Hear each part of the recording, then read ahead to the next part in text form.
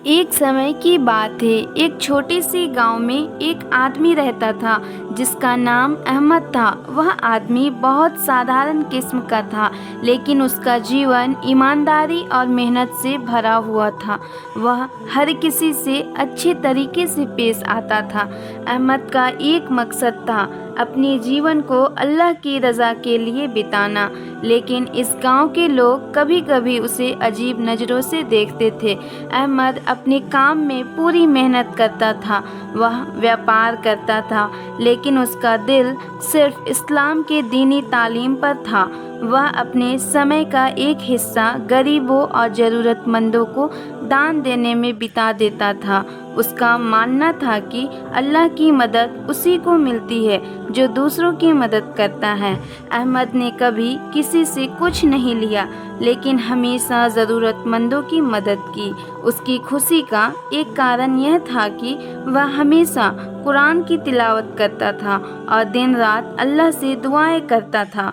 एक दिन अहमद बीमार पड़ गया। वह लंबे समय से बीमारी से जूझ रहा था, लेकिन उसकी स्थिति अचानक बहुत खराब हो गई। गांव के लोग उसकी स्थिति को देखकर चिंतित हो गए और उसे इलाज के लिए शहर भेजने की सलाह दी।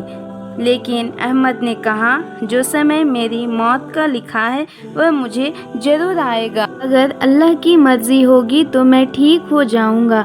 अहमद की हालत और ख़राब हो गई और कुछ दिनों बाद उसकी मौत हो गई।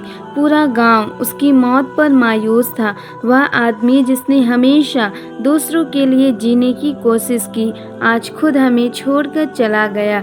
अहमद की मौत ने सभी को सोचने पर मजबूर कर दिया। उन्होंने महसूस किया कि जिस आदमी ने इतनी सच्चाई और ईमानदारी से जीवन बिताया, उसका इंतकाल इस तरह हुआ।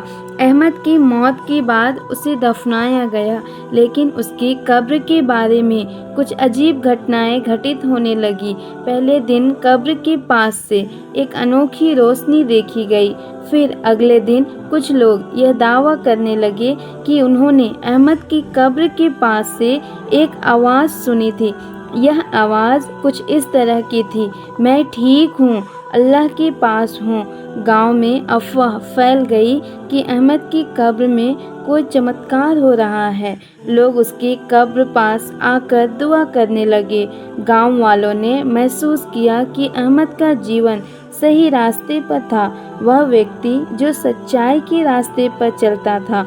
उन्होंने यह समझाकर साबित कर दिया कि हमारी ज़िंदगी की असली अहमियत सिर्फ अल्लाह की रज़ा में है।